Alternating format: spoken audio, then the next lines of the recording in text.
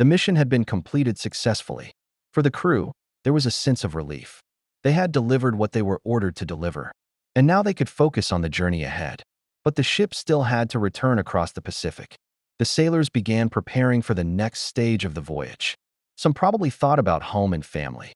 Others simply looked forward to completing another mission. The most important part of their assignment seemed finished. Yet the return journey would become far more dangerous than anything they had experienced on the way there. The sailors aboard the Indianapolis had every reason to feel relieved. The secret mission had been successfully completed, and the ship was once again moving across the vast Pacific. For many men, thoughts were already turning toward home.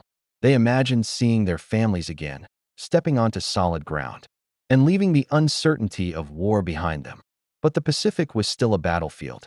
The ship was traveling without the protection of a large escort force. The crew did not know that a Japanese submarine was operating in the same region. As the sun disappeared and darkness covered the ocean, the Indianapolis continued forward. To the sailors, it was another night at sea. To the enemy waiting beneath the waves, it was an opportunity. Night fell over the Pacific. The USS Indianapolis sailed through the darkness with no escort ships beside it. Above the cruiser, stars filled the sky. Below it, thousands of meters of dark water concealed everything beneath the surface. Most of the crew had no reason to believe that an enemy submarine was nearby. Watches continued as normal. Men rested in their bunks, while others remained on duty. The ship moved steadily through the darkness, its engines carrying it forward. But somewhere beneath the waves, a Japanese submarine was watching. Its crew had spotted the American cruiser and was preparing for an attack. The sailors aboard Indianapolis had no idea that they were being observed. Hidden beneath the Pacific, the Japanese submarine I-58 quietly positioned itself for an attack. Inside the submarine, the crew waited in silence. Through the periscope, the American cruiser could be seen moving across the surface. The target was large, fast, and heavily armed. But the submarine had one advantage: surprise. The Indianapolis could not see what was beneath the water. The Japanese commander waited for the right moment. Every second mattered. The submarine adjusted its position and prepared its torpedoes. Above the waves, American sailors continued their normal duties, completely unaware that the next few moments would change their lives forever. Without warning, the Japanese submarine launched its torpedoes. They raced silently through the dark water toward the American cruiser. On board the Indianapolis, the night appeared almost completely normal. The sailors had no idea that several weapons were moving rapidly toward them beneath the surface. The torpedoes closed the distance in seconds. There was almost no time to react. The ship continued forward, unaware of what was coming. Then, suddenly, the silence of the Pacific was shattered. The first explosion struck the cruiser with devastating force. Within moments, the calm night had turned into chaos. The torpedoes slammed into the USS Indianapolis, tearing through its massive hull. Explosions erupted across the ship, sending fire, smoke, water, and debris into the night sky. Sailors were thrown from their positions as the vessel violently shook. The damage was catastrophic. Within minutes, the ship began losing its ability to remain afloat. Men rushed toward the decks, searching for life jackets and any way to escape. Some barely had time to understand what had happened. The Indianapolis had been one of the most powerful ships in the American fleet, yet it was now sinking beneath them. The ocean that had carried them across the Pacific was suddenly becoming their only possible refuge. The USS Indianapolis sank with terrifying speed. Sailors jumped into the dark Pacific, many wearing life jackets while others entered the water with almost nothing. The massive warship disappeared beneath the waves, leaving behind floating debris, oil, and hundreds of desperate men. There was no rescue ship waiting nearby. No friendly fleet appeared on the horizon. The survivors were suddenly alone. Some gathered into groups while others drifted away in the darkness. Many were injured. Others had lost their equipment during the sinking. They believed rescue would come soon. They had no idea that they were about to spend days in the open ocean. Hundreds of American sailors floated together in the Pacific. Some held on to life jackets, pieces of wreckage, or anything that could keep them above the surface. They tried to remain close together, because being alone in the enormous ocean was terrifying. The ship was gone, and with it had disappeared most of their supplies. There was little food, very little fresh water, and almost no protection from the elements. Still, many believed rescue would arrive quickly. They looked toward the horizon again and again, waiting for ships or aircraft. But nothing appeared. The ocean stretched endlessly in every direction. Their greatest battle had only just begun. As daylight arrived, the true scale of their situation became clear. Hundreds of survivors were scattered across an ocean that seemed to have no end. From above, they would have appeared as tiny figures, surrounded by thousands of square kilometers of water. There was no island nearby. There was no coastline. There was no shelter. The men could only float and wait. Waves separated groups from one another, making it difficult to remain together. Some sailors were already injured or exhausted. Others tried to encourage those around them to keep fighting. Every hour seemed longer than the last. They had survived the sinking, but surviving the ocean would become a completely different battle. The first day brought intense heat and exhaustion. The tropical sun reflected off the surface of the Pacific, making it difficult for the survivors to protect their eyes and skin. Their clothes were soaked, their bodies were tired, and many were already suffering from injuries. They tried to conserve energy by remaining as still as possible, but the ocean never stopped moving. Waves pushed them up and down for hours. The greatest danger was becoming increasingly obvious: water. Fresh drinking water was extremely limited. All around them was an endless supply of seawater, but drinking it would only make their condition worse. The sailors were now fighting a battle against thirst, heat, exhaustion, and time. As the hours passed, thirst became one of the most painful enemies. The heat drained water from their bodies, while the salty ocean offered no relief. Lips became dry and cracked. Faces became swollen and sunburned. Some sailors began thinking constantly about drinking water. They knew they needed to conserve whatever fresh water they had, but the amount available was desperately small. The human body can survive without food for much longer than it can survive without water. Every passing hour, therefore, became more dangerous. The men were surrounded by an ocean, yet almost none of it could save them. Their minds began to focus on a single hope: that someone would find them before their bodies gave up. Then another danger appeared beneath the water. Dark shapes began moving around the survivors. At first, some men thought they were simply pieces of wreckage. Then the unmistakable fins appeared. Sharks had entered the area. Oceanic white-tip sharks were known to investigate objects and activity in the open sea. Now hundreds of exhausted sailors were floating helplessly on the surface. The sharks moved beneath them, sometimes disappearing into the darkness before returning again. The survivors had already endured the sinking of their ship. Now they had to face another terrifying reality. The ocean was not only keeping them alive, it was also filled with predators that could sense their weakness. Fear spread quickly through the survivors as more shark fins appeared around them. The sailors tried to stay together, believing that remaining in groups might offer some protection. The weakest men were kept in the center whenever possible.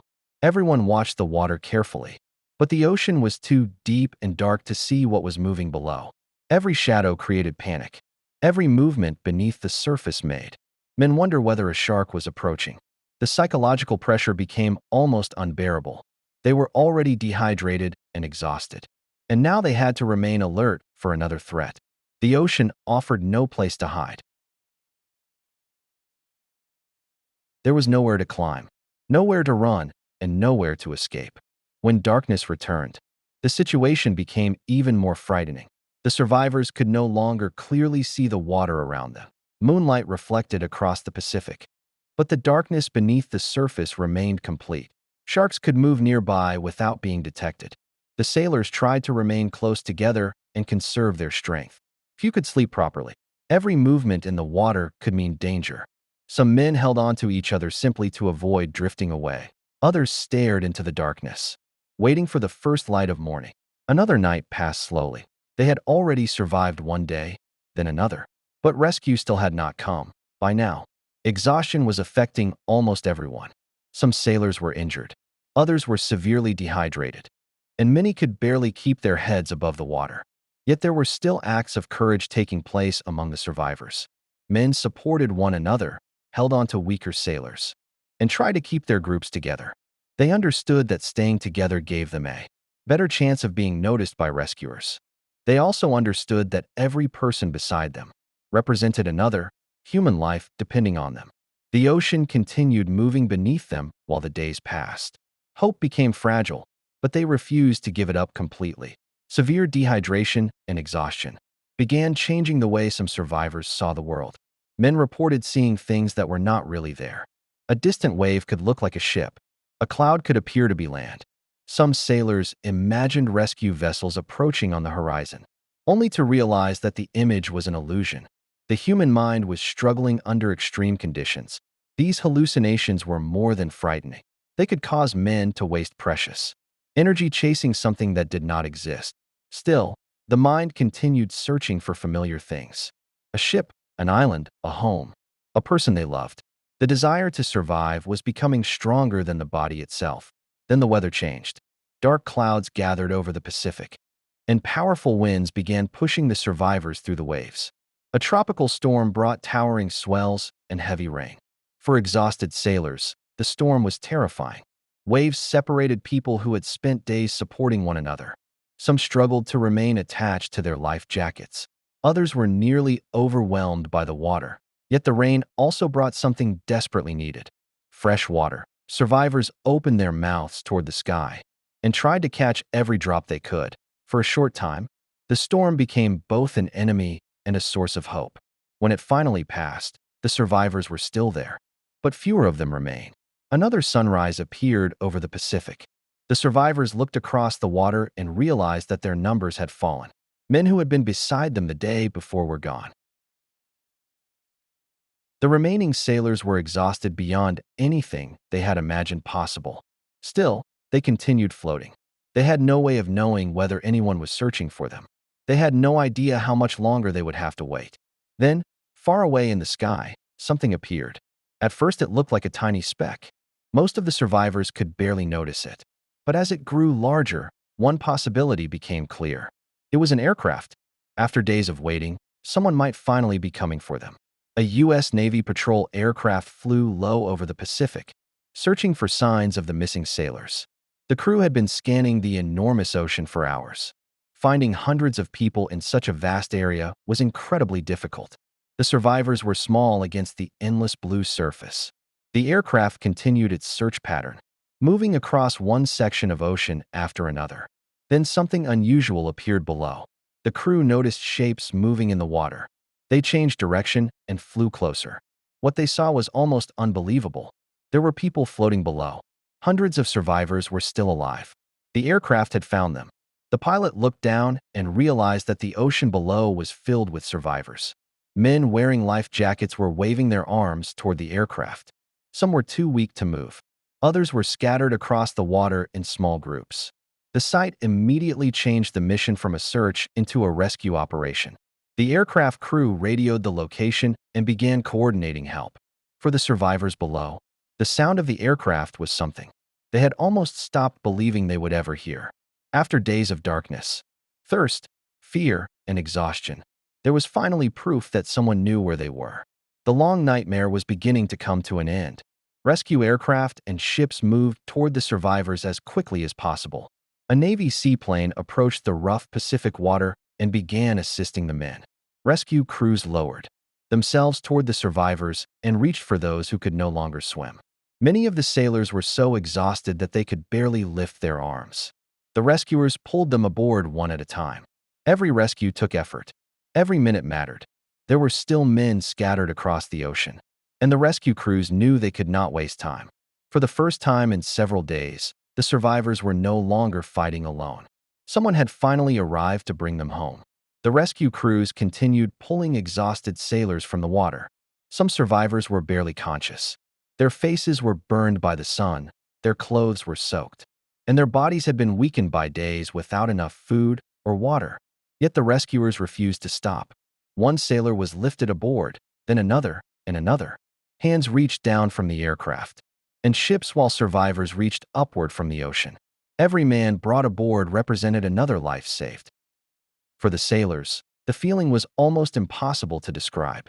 After believing that they might die in the middle of the Pacific, they were finally being pulled toward safety. Soon, larger U.S. Navy ships arrived at the scene. Their massive hulls appeared on the horizon, moving toward the scattered survivors. Sailors on deck prepared boats, ropes, medical supplies, blankets, and water. Small rescue boats moved among the survivors, collecting those who were still able to respond. For men who had spent days seeing nothing but ocean, the sight of enormous Navy ships was almost unbelievable. The rescue operation became larger and more organized. Survivors were brought aboard, one group after another. The Pacific had held them for days, but now the Navy was finally taking them out of the water and carrying them towards safety. Once aboard the rescue ships, the survivors were wrapped in blankets and given medical attention. Their bodies showed the effects of the days they had spent in the ocean. They were exhausted, dehydrated, sunburned, and emotionally overwhelmed. Some men sat silently, unable to fully understand that they had survived. Others looked around the deck as if they were still expecting another wave to pull them back into the sea. Warm blankets, fresh water, and medical treatment seemed almost unreal after days of suffering. But even as the survivors were being cared for, they knew that many of their friends were not coming home. Their rescue was a moment of relief surrounded by enormous loss. As the Pacific became calm again, the memory of those who had died remained. Empty life jackets floating across the ocean became a powerful symbol of the men who never returned. Hundreds of sailors had disappeared beneath the waves or died during the days that followed the sinking. Their deaths were caused not only by the initial attack, but by dehydration, exposure, exhaustion, injuries, and shark attacks. The survivors carried those memories with them for the rest of their lives. The ocean eventually became quiet again, but it could not erase what had happened. Every empty life jacket represented a sailor, a friend, a son, a husband, or a father whose story had ended far from home. The story of the USS Indianapolis remains one of the most haunting survival stories of the Second World War. The ship disappeared beneath the Pacific in minutes, but the story of its crew would survive for generations. The men who lived through those terrible days carried the memory of the ocean, the fear, and the friends they lost. Their story reminds us that war is not only fought in battles. Sometimes the greatest struggle begins after the battle is already over, when ordinary people are forced to fight simply to stay alive. The USS Indianapolis became a symbol of courage, loss, survival, and remembrance. And as the sun sets over the Pacific, the ocean remains silent, carrying a history that must never be forgotten.